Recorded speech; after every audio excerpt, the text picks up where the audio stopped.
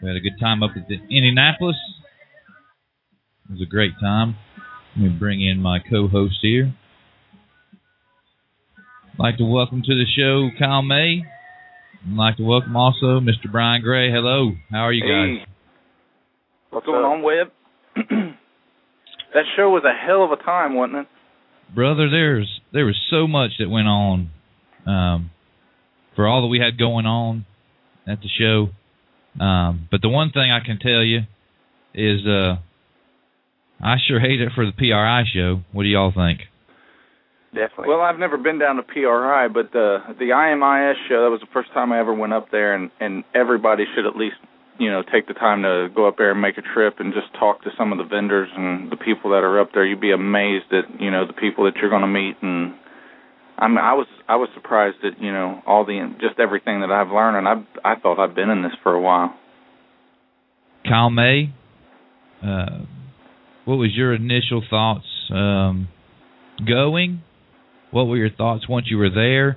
And then go into what your thoughts now that you're sitting back in Pisgah, Alabama, just kind of recollecting the whole weekend.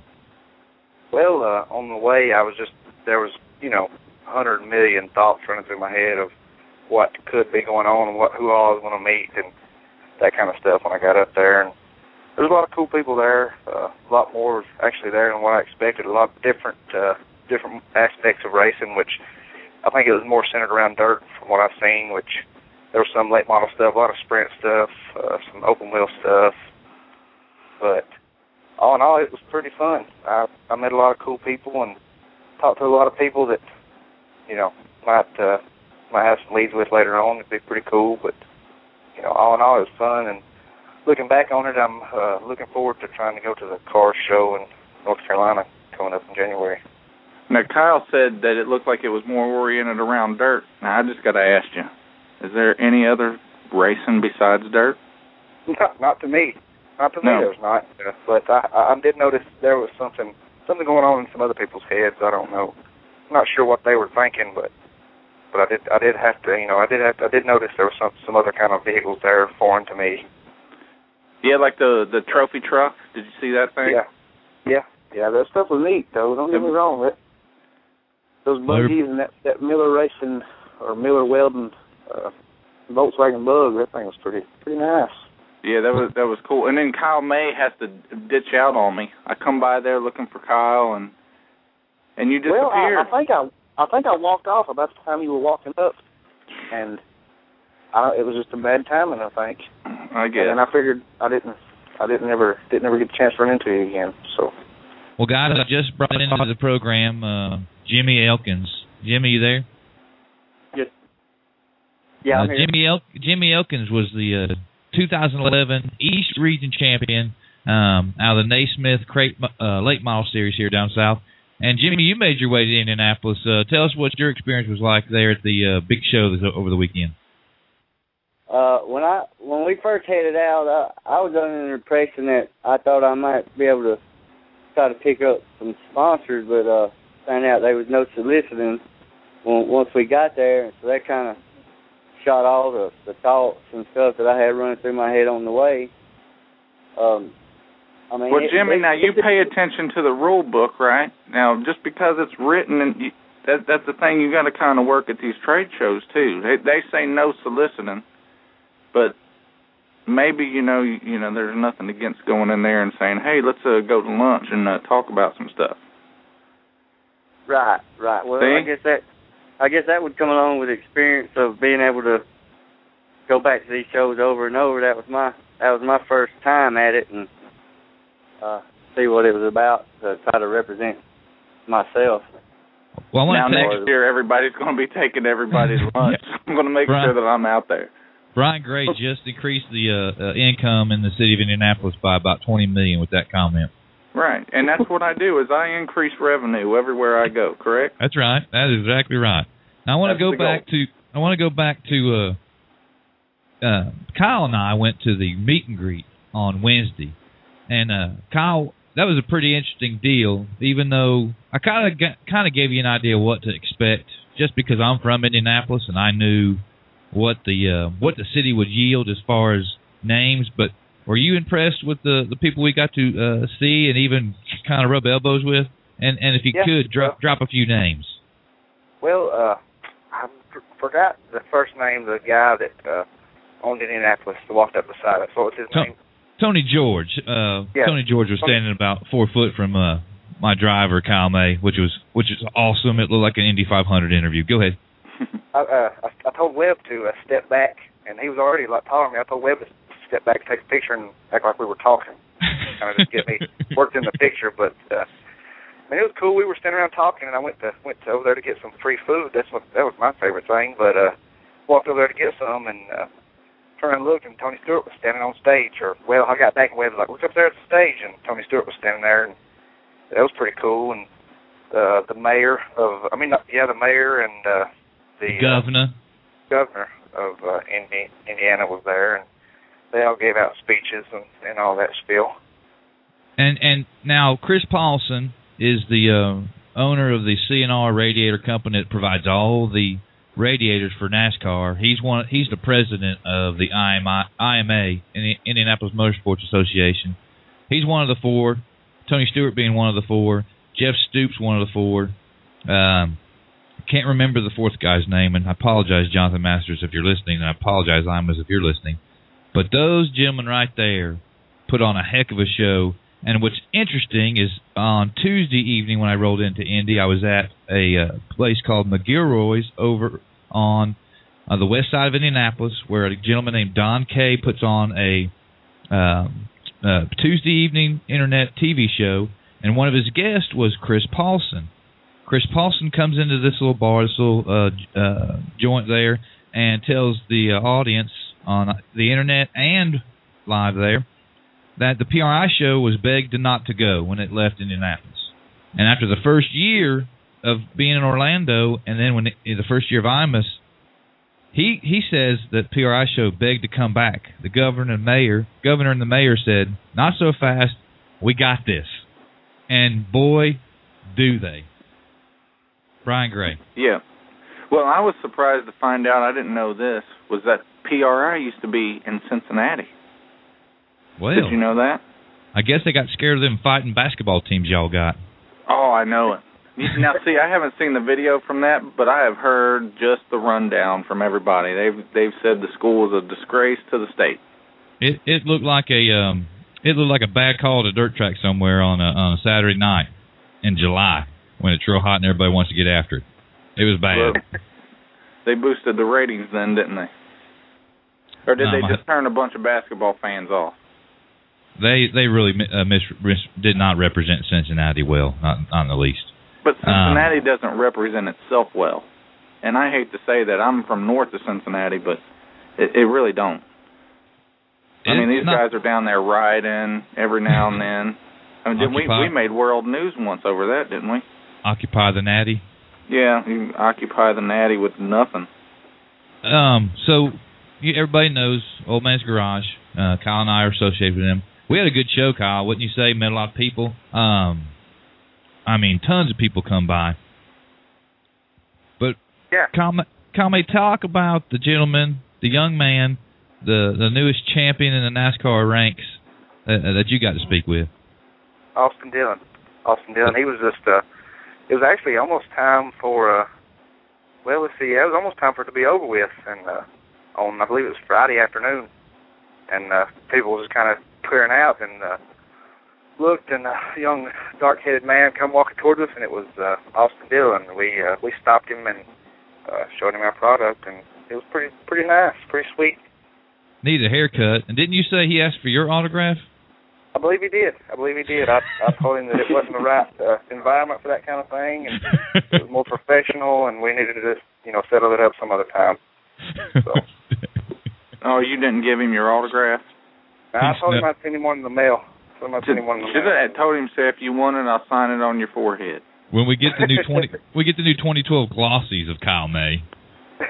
And then I think he went right down to the ARCA banquet from there, didn't he? Yeah, Brother Ty was down there probably showing off his new hardware for winning the ARCA championship, I'm assuming. Yeah. Now. See, that was near Cincinnati, over in Newport, right across the river. Now, that wasn't all that we got to do, was it, Brian? Over in Indianapolis? No, we went to the Lucas Oil Awards banquet, and wow. That's all I can say is wow. We almost didn't belong. That's how classy it was. I wouldn't say we almost didn't belong. It was really nice, and the food was good, and everything was top notch, just like everybody talked. And I'm very glad that we decided to go. To be honest, that was a neat deal. And you brought Miss Brenda, Mama Gray, yes, lovely lady. She got to see one of her heroes seated behind us. Oh yeah, she was all hooked on Clint Boyer. The best part of the night though was her wrangling up Jimmy Owens and that whole bunch, and I believe it was I don't know if it was Jimmy or was it what's his crew chief's name? Fox. Yeah, I believe it was his wife. Said she'd been trying all year to get these guys together, and Mom goes over there, and she don't even know them. She's wrangling them up. She's like, here, you stand here, and putting them where they need to go so everybody could take pictures, and that was pretty good. But that's my mother. That's how she is. Don't argue with me. And did she clean anybody's chin off with the special spit wipe, with the thumb and everything, get a little bit off? Oh, no, she don't do that. She might kick you in the butt, but she ain't going to do any of that cleaning up after you.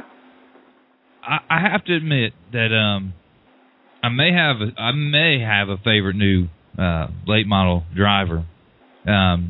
Besides Jimmy Owens' son Nathan, I believe is his name, stealing the show. I thought that Jared Landers actually stole the show. That dude's a card. He's funny. I was debating if that was really him because seeing him around the racetracks and stuff, I could see that he was being himself, but at the same time, I just wonder, man, because I'm thinking the whole time, I wonder if this is a scripted out deal, if they're just playing this thing to the, to the media side. Well, if they did, it was 100% awesome. You about got you some Dyer equipment out of the deal, didn't you? Yeah, he was going to give me that gift certificate, man. I asked him, I said, hey, Jared, I know you're not going to use that set of rods because you're going to go over to ECR and have them build you a motor. I was like, why don't you just slide the boy, some help here? And he reached to get that, and I'll be daggone if them guys back behind him started waving him off. No, don't do that. So Clint Boyer and the gang kind of... There's no disrespect in helping your fellow racer out. I'm sorry. Would you call that part blocking? I don't know if that's what you call it or not. So that was Go ahead. I was just out to get whatever I could get up there. You know what I mean? That's right. I was, you gotta. It never hurts to ask. You got to talk to these guys. Yeah, you have to be told no. You must first have asked. Right. You got the right idea. So Bloomer gets up there, gets several awards, this, that, and the other. He was kind of nonchalant, but I liked Earl Pearson Jr.'s speech for collecting his award. He threw everybody on the Owens crew under the bus. Said he never. Mm-hmm. They travel together evidently, and he said that he never ever heard a team cry, moan, bitch, and complain, win. Cry, moan, bitch, and complain, win. Cry, moan, bitch, and complain, win. As much as that crew did. And I thought that was funny. I thought Earl showed some personality with that. Yeah, and you know what else happened? Did you hear the other story? I don't even know if I should tell this. Go ahead. I'll stop you. From what I understand, I'll give you the short. It involves a steak and shake in downtown Indianapolis, Earl Pearson Jr., a cop, and somebody being escorted out. Ruh-roh, Raggy. What was the basis of the infraction? I think the basis of the infraction was a well-known late model driver telling an Indianapolis officer, Okay, yeah, you're number one. Out of my face. Well, some things are better just left unsaid. Yep. Moving on, I want to bring Jimmy up. But all those people in the know, and probably 60 or 80 people in Steak and Shake that night, know exactly who we're talking about. If you were one of those people, feel free to call in. The number is 646-200-0558. That way me or Brian don't say it, and we don't get ourselves in trouble. Now, I don't want. Move on to other stuff. Mr. Elkins. So you were the Naismith 2011 East Region Naismith champion, sponsored by Old Man's Garage. Most of the season, you battled your cousin Adam Golden there for the points battle at the same speedway there at Talladega Short Track. Tell us about your season. I had a great season, to be honest with you. You know, I had the point lead most of the season until we tried out some new motor components in our car and got towed out that night for it. They said they was illegal, and that let Adam get the lead there for about 3 weeks with about 7 or 8 races to go, and he had like 2 bad races right after that, and I won. I won 4 in a row and was going for the 5th one, and I blowed up my new motor. But that let me get the point lead back, and it was just 2 points here, 2 points there. I mean, we was figuring out where each other started at and how many cars I had to be in front of him if I couldn't win, so he couldn't gain no points. Toward the end of the season, it got a lot closer than what I thought it would, and started made me, thinking about it. I try not to get caught up in the points thing. I told him if you just go out there to race to win, the points take care of themselves, and once we hit that hot streak, that's all I try to do. So tell me more about these special parts. I had bought some valve springs, and evidently they was illegal. Illegal valve springs? Uh-huh. I thought you're allowed to put whatever you want in them. You just ain't allowed to change the camshaft and stuff. Well, I ain't. I'm just a driver. I don't do the motor thing. But I know I run them one time and got caught running them. So I think he's running and hiding right now, Webb. There's something else there. Come on, you can tell the season's over. We want to know. There's certain individuals that call that crawl fishing. Yeah. Go ahead, Jimmy. It could be called that, but no, it ain't cheating. It's competing, Mr. Elkins. That's what I've always been told. Well, somebody always said if you ain't cheating, you ain't eating. That's the way it used to be. Win when you can, lose if you must, but damn it, always cheat. But no, that's the reason we had to go get another motor, because I had the valve springs on a 3-year-old motor that I bought, to freshen my motor up. And after that night, we went ahead and got another motor so I could still be competitive, because that 3-year-old motor, it was doing all it could do to finish first and second. Well, go ahead. And when I got that new one, I think they're a little better motor, and it took care of itself.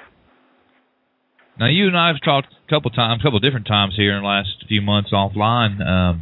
Tell us a little bit about your when you first started about 5 years ago, your experiences leading up to this championship. Yeah, like you said, I got into racing 5 years ago after my uncle flipped my car about 13 times down the front stretch at the track. And we had to build it. I sold a dirt bike to pay for the car, and took a loan out against my truck to buy the transmission and stuff. My daddy had to sell his Harley to buy the motor and all the spindles and all to make it a roller. And my first year out, I ended up putting 13 bodies on my race car, and still finished second, third in Talladega points, and sixth in Naismith. And my second year out, I was runner-up to Logan Yates. And that's a bad deal when you got to take a loan out to buy race car parts, because you know damn well you ain't getting none of that back. Well, I mean that's the love for it. Yeah. I ain't in it for the money. I'm in it because I love it. Been around it for all my life. And you attended a race school at one point. Care to talk about that experience? Yeah, my second year out, I went to Ray Cook and Dale McDowell driving school after my daddy had went to Masterbuilt chassis school that they have up at their shop, and he thought it best that I go to try to learn how to learn the proper techniques of driving. And I got in the car with Dale McDowell and rode around at North Georgia for about 4 or 5 laps, and talked to him about how to drive the race car and not upset it. And then we went through a little chassis school with him too that day. And Ray Cook said it'd be about 5 years or so before you'd actually be able to see the results of if you learned anything that they taught you, before you could see the results of coming here. You know, it ain't gonna be just you start winning. And I think he's right, because now, I mean,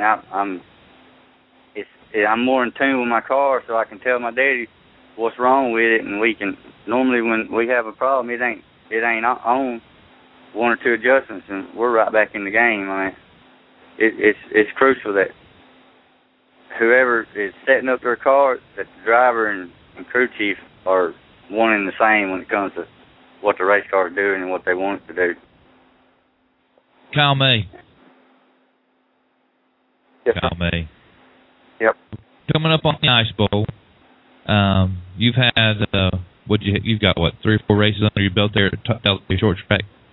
Yeah, I think we raced there 4 or 5 times. Yeah, 5 times maybe.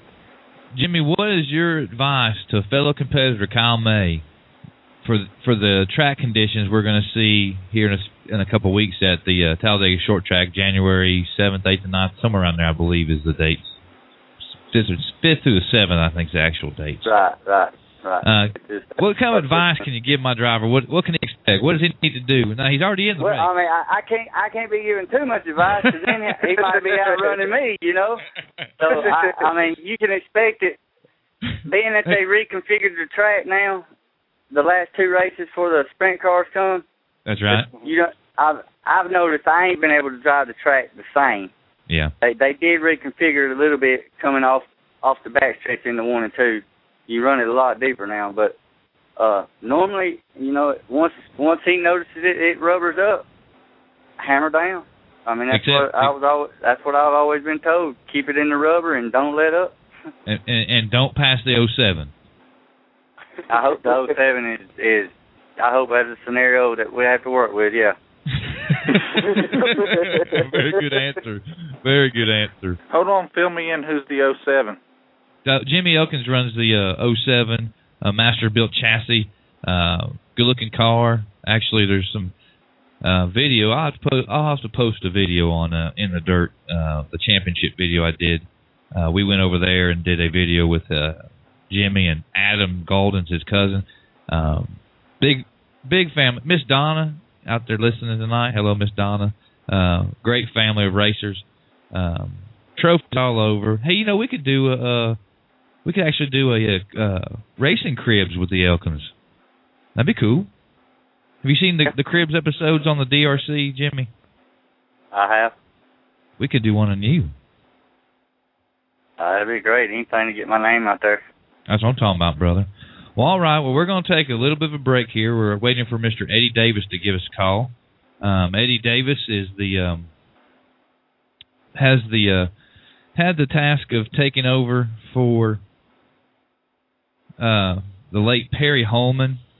Perry Holman passed about a year and a half ago or so, and he's the first announcer after Perry passed. So after we come back from break, we'll have Mr. Eddie Davis. And there we go. Yeah, that's not good. We'll come back from break right after this. Brian Gray? Well, you're going to have to hang on a second, buddy. Brian Gray is not ready right now. Tell you what, we'll bring on Mr. Eddie Davis. Welcome Mr. Eddie Davis to the program. Mr. Eddie Davis, how are you, sir? Doing just fine this evening, Webb, and yourself? I'm a little wore out. It was a long week last week. Well, it actually been a long couple months. We've really been putting a lot of effort in and getting ready for the Indianapolis show. Exactly. Yeah, I saw that you was out of town at the show this weekend. I hope everything went well. It did, man. I think moving forward for the show here, I think the show's going to be Indianapolis show is going to be the place for the dirt track players, dirt track drivers, the industry, everybody show up. Brian Gray, you back with us? I'm absolutely back with you. All right. Eddie, sorry Davis, about that. Eddie, I'm gonna we're gonna take a side road here for just a second, and I'd like to welcome Mr. Chad Stapleton. How we doing today? What is going on? Smoking crack, drinking Jack, staying healthy, baby. Smoking crack and drinking Jack. I'm drinking Jack too, Chad. You're going to have to drink something if you think you're going to catch me. Uh-oh. What? You're out of your mind, dude. You think you're going to catch me. You got to finish the race first. I finished plenty. How many did you win this year? Huh? Here we go. How many times did I lap you this year winning a race? Lap? I don't know that you lapped me. I don't know that you lapped me any this year, Chad. I've lapped you several times, but that's besides the point. But I was going to tell you, though, Brian, since you got them XD4 noses. Okay. Can you hook a brother up with some of them? Because I'm going to need them when I'm pushing your ass out of the way to get to the front there. Well, I got some words for you. You come pushing me out of the way, and you're going to grab a freaking wildcat by its tail, and you better be ready to handle that shit. Uh-oh, here we go. Well, let me tell you something. I killed a fucking Colombian bear with my bare hands. You think I'm scared of somebody with a ponytail? You talk more and more. Like, you run that cock holster of yours nonstop. You know that, right? Yeah, you're right. Yeah. You're damn skippy, but I noticed too on your little video you had plenty of radiators. Yeah. It's got to be from rocks hopping up in them, right? I guess probably because from all you guys throwing rocks up underneath my car and hitting the radiator. I know you ain't up underneath somebody knocking them out. Oh no, I don't get up underneath guys and knock them out. Well, right. let me. The only guy that I know gets up underneath guys, tries to knock them out, drives an orange 32 car. Let me step in and get something that resembles order back in the dirt. Chad, seen you walking around the Indianapolis show. Bub McCool. I went up there, Webb, and one of the reasons I went up there was to go up there and talk to Chad because back in the middle of the season, I thought that we were getting to be pretty good buddies, and we could talk and stuff like that. And then I find out, I make one comment on a Facebook website, and all of a sudden they're all jumping my ass. Hey, let me tell you something, Brian. I don't put your name in my mouth. And I don't expect you to do the same. It's pretty simple. Okay. There's 50 other drivers at that racetrack. You can put their name in your cocksucker there. Hey, yeah. But don't put mine in there. All right, come on. Let's back to your corners. Hang on a second. Okay. So, Chad, you was walking around. Hold on. Let me turn the Panasonic down. Hold on. Okay.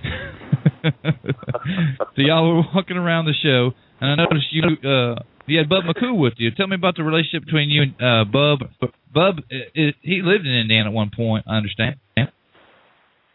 I don't know as far as Bub living in Indiana. I know he was.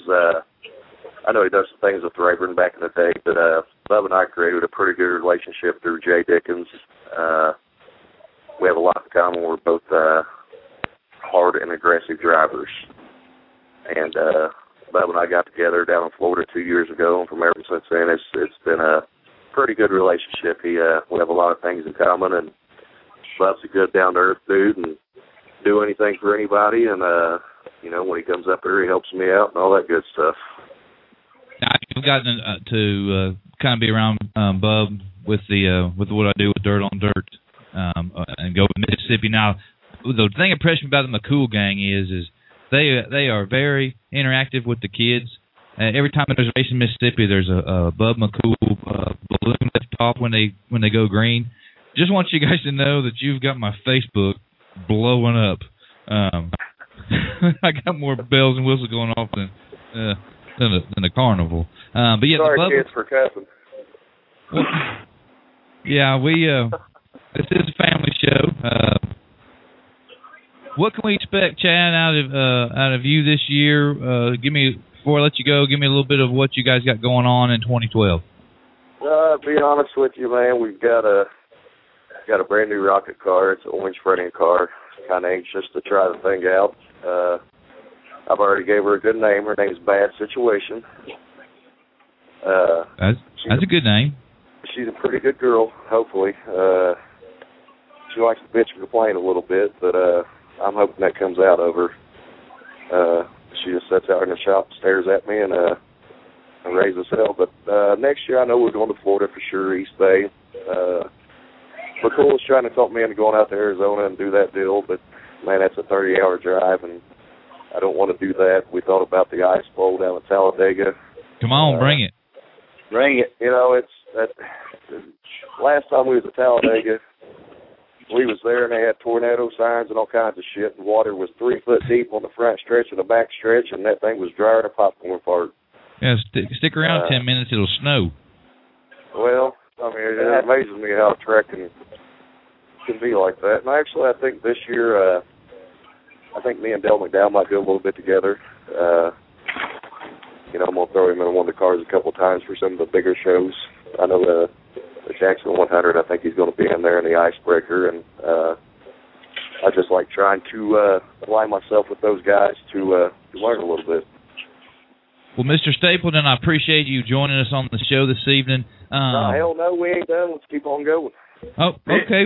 Well, you can't let him off just yet. Come on, Brian, have you got? Sunshine. I don't want to start a fight with you, Chad, because I can't afford it. Well, listen, I just don't. You know what? I honestly, and I meant Brian, this. Let me ask you something, and I want you to say this on air. Okay. When you had all your shit stolen, who was one of the first guys to call you and ask you what they could do for you? Dude, you were the first one that offered anything to me, and I've never denied that. That's what I said before, Chad. You didn't even hesitate to give me whatever I needed. I was truly appreciative for that, and I hope you know that. And I still am. I still am appreciative, and that's what I said. I thought that we were starting to develop a relationship where I could be honest with you. And when I was honest with you, all of a sudden, you and your boys are getting all crazy on me. I'd rather somebody tell me the truth, Chad, than to bull crap and lie to my face and tell me how great everything was going and how this and that and whatever. I'd rather them be honest with it. If I don't like you, you know it. But I'm just letting you know up front. I don't want no issues with you. I like to race with you because I think you're a really great guy. I think you're a great guy that's got a real badass temper, but I think you're a great person. And I don't want to fight with you, and I don't want to tear my stuff up, and I don't want to race with you and tear your stuff up, and I don't want you tearing mine up. That's all there is to it. I'd much rather me and you, and you're a lot bigger guy, and you're probably a little badder than I am, but I would much rather stand up and me and you just bust each other's face in for somebody to get into my car. I swear to you. If you want to fight me, don't wreck me on the racetrack. Let's get out of the car, and I'll fight you. I ain't afraid. There ain't going to be no fighting. It'd be the fucking one-hitter quitter. I doubt that. I've been hit by some pretty big guys. I got a tough jaw. You got a tough jaw? I got a tough jaw. I can take it. Somebody told me you had a glass jaw. I've been beat up by a lot bigger dudes. Trust me. All right, guys. But okay. I'm telling you, I don't quit. Guys, I'm not going to quit. So you better knock me out. That's all I'm saying. All right, guys. Brian, I have no problem when I'm lapping you, hooking a chain to you and trying to pull you to second place. I have no problem. Well, we'll see how good that orange front end rocket does this year. I'm kind of anxious to see myself. Yeah. All right, guys. Because I heard that Mr. Kaiser screwed it all up. We're going to take a quick break. Get some order the Kaiser here. car, that's Port City, buddy. Port City's getting in the dirt, so they turn rocket into Port City dirt cars. We're going to take a quick break. I appreciate Chad coming on here. Goodness gracious. Ask Brian Ruhlman. Goodness gracious. I apologize for the language.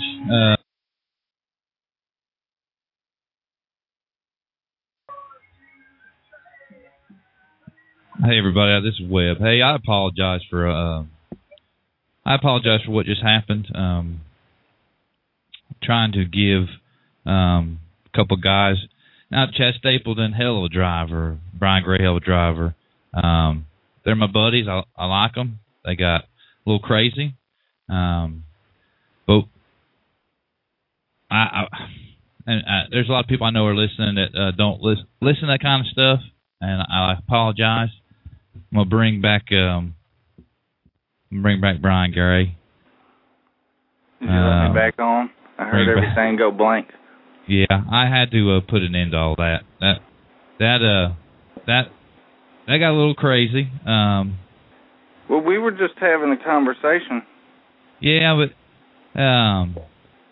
but we were having a conversation that we would have down in the pits. Well, we'll address all that at a later date. Certainly, don't want to. Webb, Chad, I'm sorry. Nah, we're cool. Everything's cool, brother. Everything's cool. I'd like to welcome to the show Mr. Tim Sims, one of the best, one of the most classy gentlemen in all of motorsports. He's associated with one of the classy, most well-run crate late model series, the Naismith late model series. He's a tech director. Mr. Sims, how are you? I'm doing good, Webb. How you doing? I got a little more gray in my hair after all that. You may have to give me just a minute here. Let me get my headgear and my fighter's belt adjusted in case there's some punches thrown in the meantime. It looks like I'm caught in the middle here. Well, you know as well as I do that in our sport that there's lots of colorful people and there's sometimes colorful language, and I tried to see if they would limit it, but that's just that's part of the story. Hey, you got a little taste of my world. Sometimes you got to be a referee. Well, it is. Mr. Sims, we also are joined by Kyle May, and we're also joined by Jimmy Elkins. He's your East Region champion of your series, the weekly. Hey, guys. How's it going? Good, man. How y'all doing? I'm doing pretty good. Merry Christmas to everybody while we're talking. Merry Christmas, yeah. Merry Christmas. That time of year. Merry Christmas. We need some goodwill going now. I think there may be a few fellas get a couple of lumps of coal for Christmas this year. I'm glad that we're not controlled by the FCC because I would have got that phone call too. I think everybody and their mother was on Facebook after me, but you probably got a letter too. Well, moving on. Yeah, man. Tim, the footprint of the Naismith series is growing. Tell us all about it. Yeah, we've had a really successful 2011 season, I feel like, and here the last couple of months we've already started working on the 2012 season, and got a lot of things that's looking really positive. We've upped the emphasis on our weekly racing series and what's going to happen with the weekly racing series for next year. We're not going to have the two separate divisions. I think you and Roby discussed that a little bit the last time he was on and spoke with you. But we'll have all the tracks under one umbrella, the weekly racing series, and we've had several new tracks that's come on board this year. The weekly series are going to pay $10,000 to win the weekly championship. We picked up tracks. Pike County Speedway is back on board with us in Macomb, Mississippi. Deep South Speedway, Loxley, Alabama. Modoc Speedway, which is interesting story. They signed up with us as Modoc Speedway, but the track owner and the promoter there, they've actually come to an agreement and swapped leases on the track, so that's going to become Gordon Park Speedway instead of Modoc there in Augusta, Georgia. 441 Speedway, Dublin, Georgia. Clay Hill Speedway in Atwood, Tennessee. Albany Motor Speedway, Albany, Georgia. Come on board with us for next year. And West Plains Speedway in West Plains, Missouri. That's just right now off the top of my head. We've had several tracks that are still talking with us, looking at what they're going to do for their program in 2012, and certainly hope that they come on and join us. So was you just mad that the SEC was expanding and you wanted to look just like them? No. I got no problem with the SEC expanding. I think it's a good thing. What needs to happen now? What needs to happen is with all the, in my opinion, the conference alignment, the NCAA needs to step in and develop a playoff system. Well, I think there's an easy way to do that with each conference champion, and quit letting the media dictate and say who's eligible and who plays a good, tough enough season and has a right to play for the national championship. I think any college football team, if they win their conference championship, they deserve the right to play for the national championship. That's right. But my point was becoming or sticking and staying with the elite. You guys seem to be gaining a lot of tracks and a lot of attention. what happened during the 2011 season that turned these tracks on to you guys and made them want to become Naismith? There's several different things. I think our weekly program, where it offers the guys a chance to race for this good purse that the track themselves are not having to put up as far as the points fund, but you're not encouraging the racers to have to run all over the country to race for it. They get to do it, and they're encouraged to race at their individual home racetrack every week, and support that racetrack weekly. I think the promotion, how we promote our racers and our racetrack, I think is second to none. Romy Helm does a great job with that, our PR director. And I think that's one of the biggest things is we promote these tracks and we promote these racers, and we do it on a big league level and scale. Even though we're not NASCAR, but we do it at that level and that scale, I think. Now, I can personally vouch on a professional level that Roby Helm does a good job. As everybody knows, Old Man's Garage was the East Region sponsor of the weekly series, East Region Weekly Series. And we appreciate you guys. Man, I'm telling you what, brother, I went back and researched it and just Googled us together, Old Man's Garage and Naismith, and I couldn't count no more. I got about 32, I think, websites from around the country that would pick up what you guys, and I know there's tons more. That's just off the top of the very first few pages is what I counted. And if you're a potential sponsor out there and you want your name to be in emails and on signs and spoke about at the racetracks, the Naismith series is the best, hands down, the best marketing for the money. Roby Helm does one of the best jobs. Jimmy, I agree with you. I think he does a great job.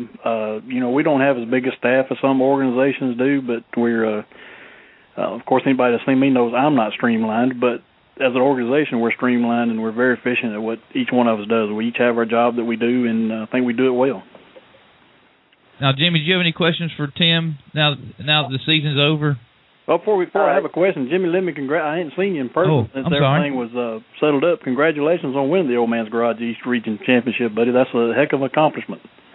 Thank you, and I'd like to thank y'all for putting on this series that we can be involved in and have something to race for, other than what our local track does offer us. Because I think y'all do an outstanding job, and just by me winning this year, the possibilities and windows that could be open for me is now coming to light, and I think y'all do a great job. Let me ask you a question, if you don't mind, Jimmy. When you went to a PRI show, IMA show, and talked to some of these sponsors, they know who you are now, don't they?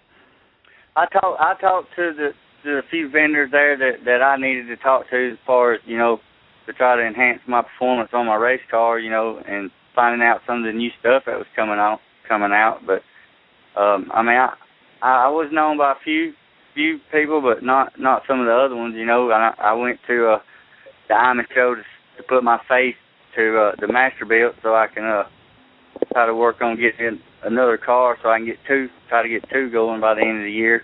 Good deal. If everything works out right, Great. I'm living a dream now, so if I keep dreaming, maybe it'll keep coming true. There you go.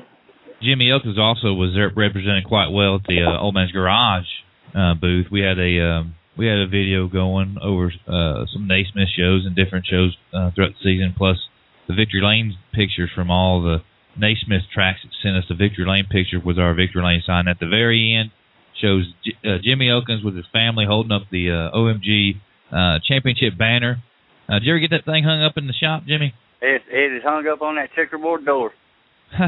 So do you ever just turn the light off, shine the Craftsman light on it, and kind of just chill, look at it?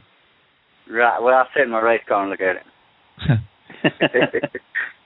Well, all right, Tim, I don't want to keep you. It's no problem. I think you touched on something there, Webb, that I think it makes our series a little unique over others, is the family-type atmosphere. Family is important to us in the series as well as the racers. We sure didn't touch on the segment before. We got back to the family stuff then. You guys, you do. The Naismith deal, the one thing I can give you all credit for is, and most of the tracks that I went to for you guys were in and out of there. We were done. It wasn't like some of these prima donna late model shows that you go to where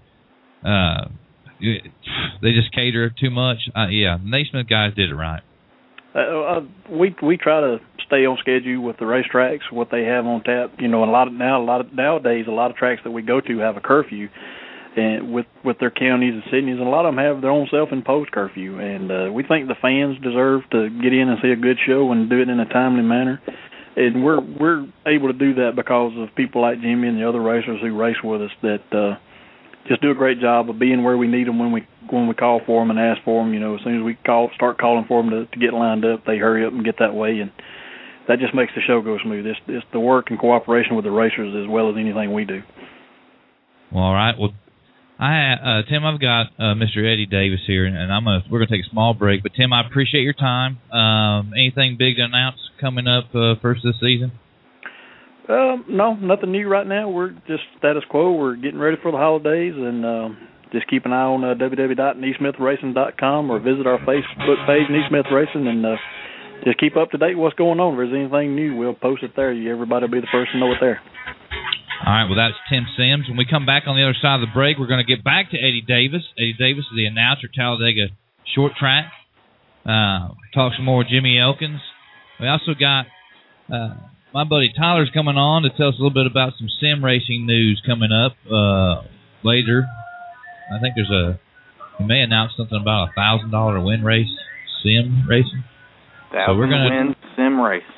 Are you kidding me? Right? There's not even pony cars that race in reality for that. I want to get me a steering wheel and start practicing. All right.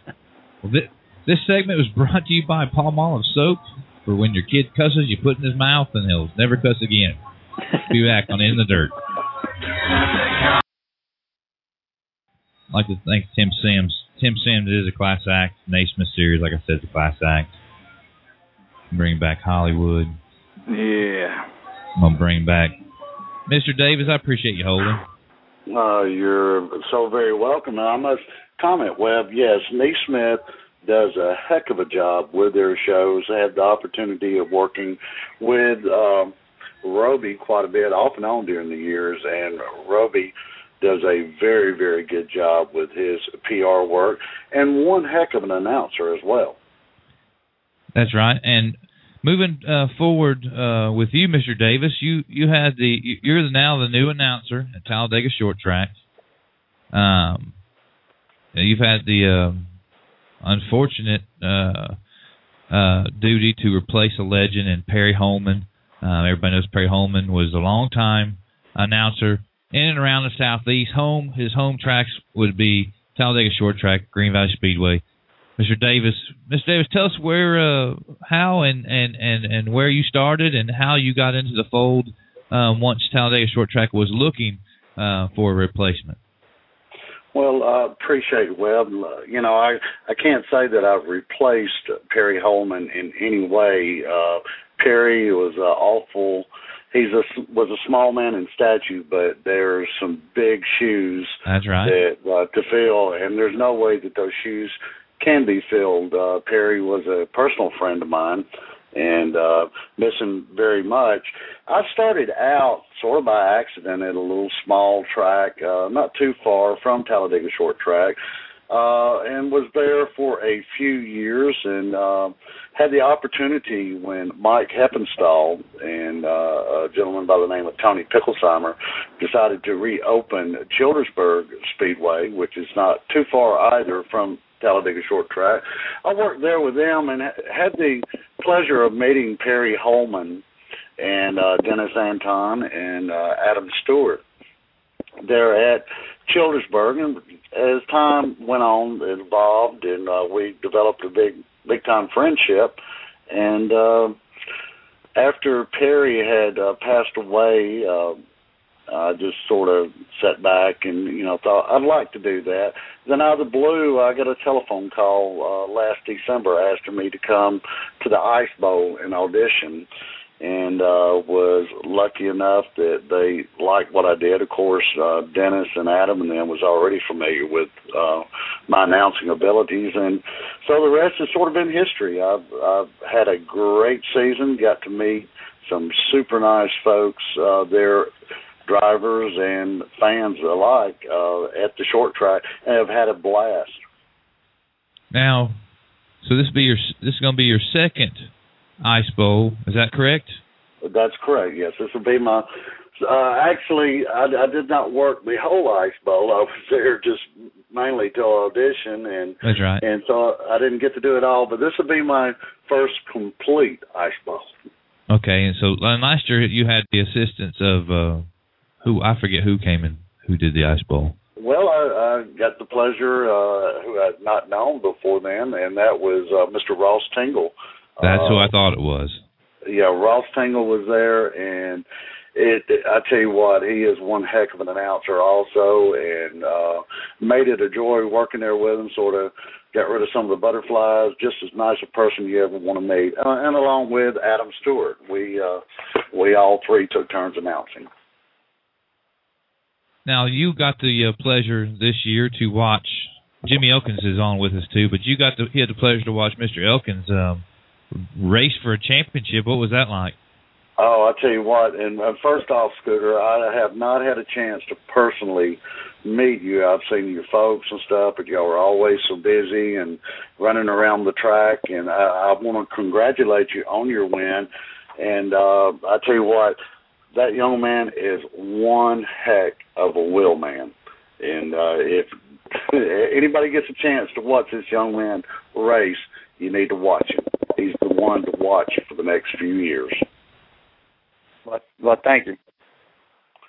And I assume you're going to be there ready to go for the Ice Bowl. Is that correct?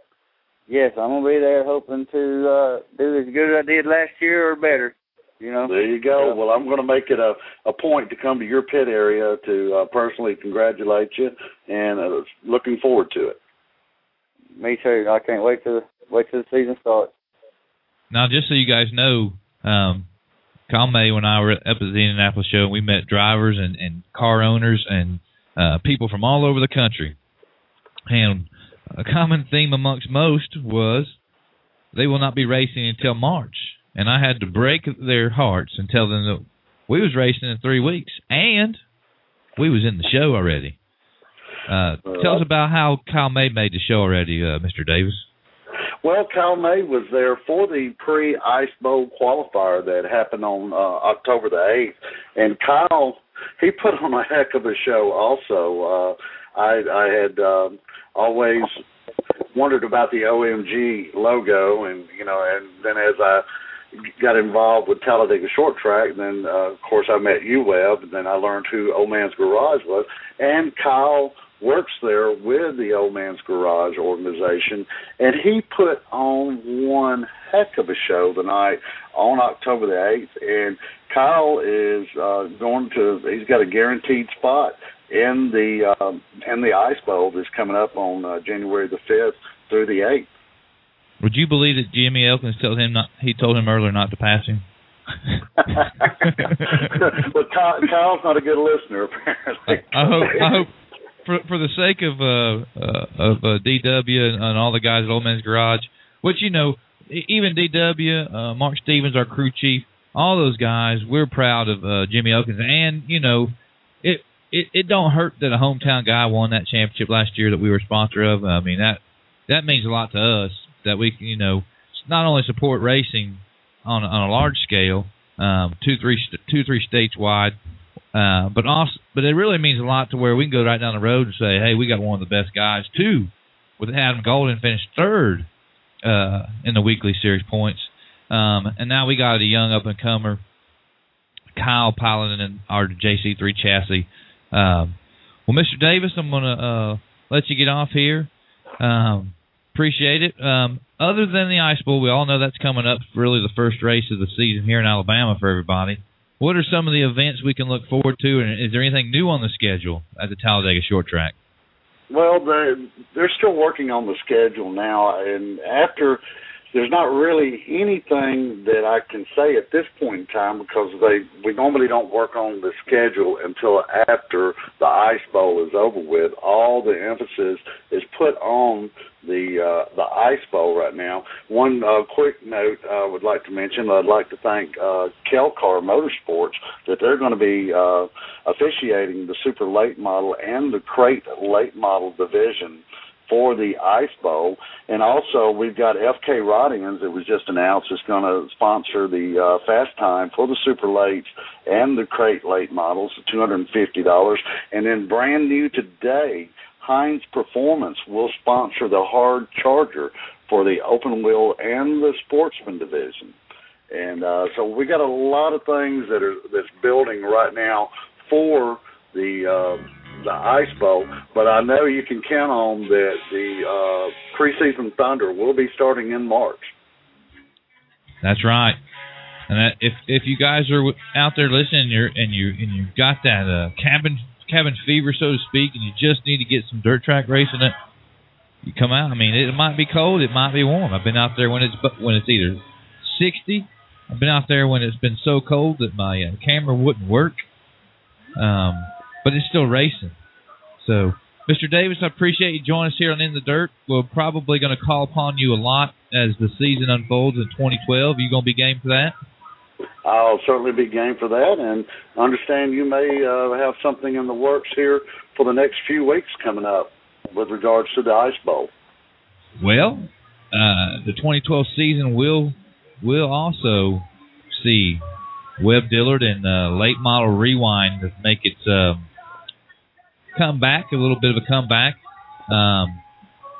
2012, we're going to have races from all over Southeast, some of the biggest shows. And I take it that's what you're talking about, right, Eddie? I had a conversation earlier with Kelly Carlton, and that he said that there may have been a conversation that you may be doing a Ice Bowl show coming up here in the next few weeks. Oh yeah, certainly we. I take it. Okay, I'm with you now. Welcome to the same page, Mr. Host. We will be doing a full-fledged Ice Bowl preview. Try to get some past winners on. So if you can help me with that, Eddie, that'd be cool. And Kelly, if you're listening, same difference. You give me a list, a former winner, and I got a couple former winners up my sleeve. And yeah. Should be a good show here, preview the Ice Bowl for 2012, excuse me. Mr. A. Davis, I thank you, and we'll be right back. We've got some callers, and we got one more guest. What's going on? Brian Gray, Hollywood. Hey, what's up? Yes, sir. Well, this was a heck of a show, I guess, wasn't it? Yeah, I'm still winding down. Ooh. I wonder who else calling. Well, we got two lit up here. Let's check this first one. I hope it's not the girl that called last time. Yeah. Okay. She can come back on. All right, caller, are you there? This is Webb Dillard. You're on In the Dirt. Are you guys there? Yeah. Hey, what's going on, guys? Not this much. Tyler? What's happening? Yeah, this is Tyler. Just wanted to call in, do some posts on Facebook and stuff. Just wanted to see how the show's going. It's been pretty fun so far, Tyler. You ain't been listening? I just got off of work, so in the car on the way back home, and decided to call in and talk to my bros. Well, you definitely will have to go back and listen to the archive. It got a little sideways. We had a little trouble coming out of turn number 4 because Chad Stapleton made an appearance, and of course you add Chad Stapleton, one part Chad Stapleton, one part Brian Gray. And all hell broke loose. Yeah, and Webb says that I'm on probation now. Yeah, I got these guys on a short leash right now because it definitely went a little haywire. But so Tyler, what's going on? Last time we talked, you had me calling some races. Did I do any damage to your program having me on by calling the races? No, last week, I believe it was, we had the Prairie Duke Classic, and obviously Webb was covering it with us, and Matt McKinney won that. So Brian was half right, and McKinney did win it, but Mike had some struggles, and Matt McKinney won it. So, but the big news in the sim world right now is the Florida Nationals coming up in January. $700 on the line for the winner of that, and $1,000 total for the purse. So, Brian, that might be more money than you can win in a race down there. I know. It's got to be more money than finishing last at Moeller, huh? So that's what I was telling Webb and them. I said, I'm going to go online. I'm going to get me one of them steering wheels and start practicing to be a sim racer. And maybe Mike McKinney will help me out with some setups because that dude's pretty awesome. We actually, what I would like to set up one time is a Brian Gray, Chad Stapleton virtual reality grudge match with Webb starting. I'll start somewhere like 4 rows back in a 3-car field. How about that? I bet I could get somewhere where somebody's set up to play it. We need to have the first. We need to take all the grudges that come up that rear their ugly head on In the Dirt, and then have grudge matches on the Dirt Sim television. Is that even possible? We could do it. I'm sure we could figure it out somehow. Should we do it in sprint cars though? Yeah, we can do that. Would be even more fun. Okay, so you mentioned there's $1,000 to win a video game. Yep, $1,000 when $1,000 purse has been put on the line for the Florida Nationals. A brand new track has been made. Obviously, there was a Volusia track already made by Dirtworks Designs, but Tim and Andy have been releasing a bunch of betas for that track. So the track, from what I've heard, has been really racy. It's really banked, three lanes on the track. So obviously going to have a lot of racing grooves for the $700 winner, and trying to go somewhere down the line where like 200 and 100 maybe for the top 2 and 3. So the top 3 will get money for that, and then I'm guessing there's going to be prizes as well. But Dirt on Dirt is sponsoring the broadcast, the Dirt Sim TV broadcast, and then I forget who the other group is throwing that up. We'll have more information on that, but someone else is putting up the $1,000 for the purse. So, what has been the reaction in the Dirt Late Model, the Dirt Sim community? It's just a lot of people downloading tracks and making skins and practicing. Really. Is the response overwhelming? Did you anticipate it? Is it more than you anticipated? With everything that's been going on lately, as far as, we had the Prairie Dirt Classic was kind of just a smaller stage compared to the World Finals and the World 100. But I don't think you can, they do the $1,000 to win every single year, and you only get a certain amount. You only get like 20 drivers for it. But now that they put it in Tim and Andy's hands, probably the best promoters in sim racing, and then me teamed up with them for the past 3 broadcasts, you're probably going to be looking at close to 600 drivers, I'm guessing. Gee, many Christmas. Yep, I would say around there, 600. You're going to have to start early. Yeah. and I'm probably not going to call any of those races. That sounds like a long day. Is it going to start in the morning? What's the time frame? What do you anticipate the time frame be? Because you totally missed it when I called the races. Well, it's basically a 4-day event. The first day they're going to just narrow it down to around 200 drivers, so it's going to be strictly qualifying the first night to get into the event, and then it'll take off from there. So basically you're going to have to qualify to get in to race the event. So if you're good enough, you probably just be happy to make the top 200. That's crazy. Well, I still got Mike McKinney.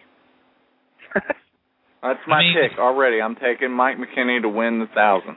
The McKinneys were the smoothest ones I've noticed that evening. A couple other guys come up through the field, and that's what was interesting about it. I'm gonna be totally honest. I went into it thinking I'm calling a video game. What am I doing? But when I got there, the level at which the production crew and it is a production crew operates rivals any live event that I've been a part of. There's so much communication. As Tyler and I were calling the race, we had a guy in our ear telling us certain things were going on the speedway. We were able to call cautions. We were able to know who caused which caution. There must have been 47 camera angles. It is it's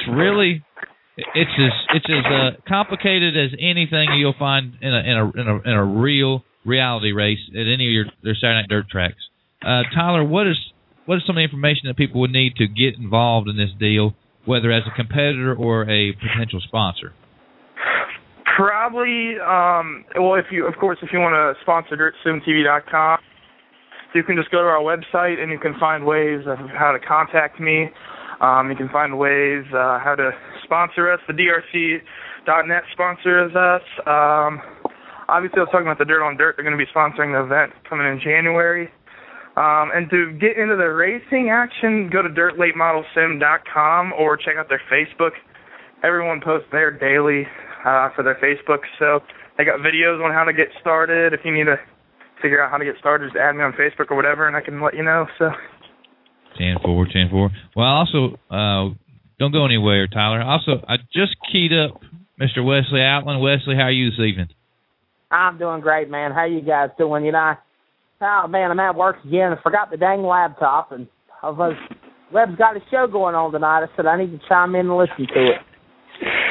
Brother, you're a little more experienced in the online radio than I am. Did you get to hear the 40-car pileup that happened amongst two drivers in the middle of the show? No, I think I missed that part. But I've announced some Sims dirt racing stuff in the past for ODC and some other stuff. Matter of fact, I used to be a promoter for the National Sims Racing Organization. That's something me and another Sims fan, Johnny Smith, put together. And I kind of, when I first got asked the opportunity about doing Sims races, I was kind of like what you said, Webb. I was like laughing. They came to me at Cherokee Speedway and they said, "Hey man, would you be interested in doing this?" And I laughed at them. I was like, "You want me to announce a video game? Yeah. Are you serious?" And it's not let me say this real quick. It's not that we're down it, Tyler. No, by no means are we. No, by no means. No. It was just it shocks you that it's that in detail. And go ahead, Wesley. Yeah, that's what I was going to say, Webb, man. Is it it's like that old saying is don't deny it until you try it. And when I finally sat down and got in like the ventrilo with all the guys and the drivers and everything, and it was just really interesting because it's like a race atmosphere. You've got a race director, you've got race control, you've got people that are manning the event, you've got people calling the cautions, you've got all these guys racing. And they're racing like it's the real deal. And I'll tell you something. And the track similarity, the cars similarity is unbelievable. You talk about the Sims races. Go to a couple of years ago when Denny Hamlin won the entire. He swept Pocono in the Sprint Cup circuit, and they asked him on radio and television. They said, "Well, Denny, how did you do it?" And he told him point blank, I said, I was in the race hauler, and I practiced on the NASCAR video games. And that's how I figured out what kind of pressures to use for tires, to set up, and to get around the racetrack, and I won the dang thing. And another thing, too, is if there is and Tyler, you correct me if I'm wrong, but it's also good. I mean, do you have any desire at one point to jump from the sim world to the real world as an announcer, as a media person of any kind? You are studying communications in school, is that right? Yeah, that's pretty much my whole motivation behind it. Is I started sim racing about 2 years ago. I just got into school 2 years ago, so I'm a broadcast and electronic media major. I've been actually approached by some people. Maybe it'll come out of the works here shortly, but hopefully this summer I'll be calling some races for some guys. So it directly. This is like just like the drivers. It's almost like a virtual seat time. It's also a virtual seat time for any would-be announcers. I wouldn't be surprised if you guys couldn't work that announcing into your curriculum there at the school. Most communications teachers are outside the box thinkers. I had a few. Might be something you check into. Wesley, what's the good word? I noticed Stan walking around the Indianapolis show. Have you got any reports back from Stan on how the weekend went for Fast Track? There's a lot of stuff that's being discussed, man. There's a lot of things that's being talked about. I've been requested by Stan not to pass it along, but it's come on, man. Listen, you got to use the show to break some news. Well, I'll tell you what, you guys chat and ramble for a little bit, and I've got I'm actually at work right now, so let me take care of this guest, and I'll chime back in whenever I come back on the line, okay? And then I'll kind of tell you a little bit. Well, this was. You didn't get anything out of him. Well, he'll call back. Probably not going to be able to make it tonight. Well, Tyler, I really appreciate you calling in. Tell everybody the times again for this Sims, crazy Sims world that's going to be giving away actual dollars, real dollars in a Sim world. Yeah, that DirtSimTV.com has a huge, after the holidays coming up in January, have huge events going on. We have that event, obviously the Florida Nationals is going to be the biggest event probably on Dirt Sim TV. We also have the Chili Bowl Nationals. The midget cars are in the works right now. There are midget cars in the game right now, but new physics, new mod coming out for those, so it should be some realistic racing there. We're going to be covering the Chili Bowl Nationals. We're also going to be covering an HD Sim racing event, and we're covering the ODC race that, like he was talking about, Leslie was talking about, we cover ODC weekly on Wednesday nights, 9 p.m. Eastern, so that's pretty much what's going on in the Sim world. All right, Tyler, I appreciate you calling in. Certainly everybody check out the what's going on with the Sim. Say the website again, Tyler. DirtSimTV.com. DirtSimTV.com. DirtSimTV.com. They're giving away real money, folks. There's some pony car guys that can't even win this kind of money in the real world. So if you got a steering wheel, if you got the R factor, and if you got the cojones to drive up close to the wall, go win some real money in the Sim world. For all my guests this evening, I'd like to thank you guys for coming on. I'd like to thank Jimmy Elkins, the 2011 OMG East Region champion. I'd like to thank Tim Sims of the Naismith Crate Late Model Series, one of the best Crate Late Model Series in the country. I'd like to thank Wesley Outland for chiming in this evening. It's always good to talk to Wesley out of the Fast Track Southeastern Series, Crate Series also. I'd like to thank Chad Stapleton for turning my world upside down for the first time. Felt like I had raced the 100-lap race after that segment. Kyle May, you still hanging out? Yeah, I'm hanging out, man. Hollywood? Yeah, just laying back here. All right. Well, you guys don't try to go to sleep just yet. We're gonna have a post-production meeting. So y'all keep your phones turned on. For everybody here at In the Dirt, I'd like to thank Tyler from DirtSimTV.com. This has been the 2011 December 12th post-Imus, post-Hurricane Chad, post-hanging with Brian Gray episode. We'll see y'all next week. They don't call him Captain Chaos for nothing. That is the truth.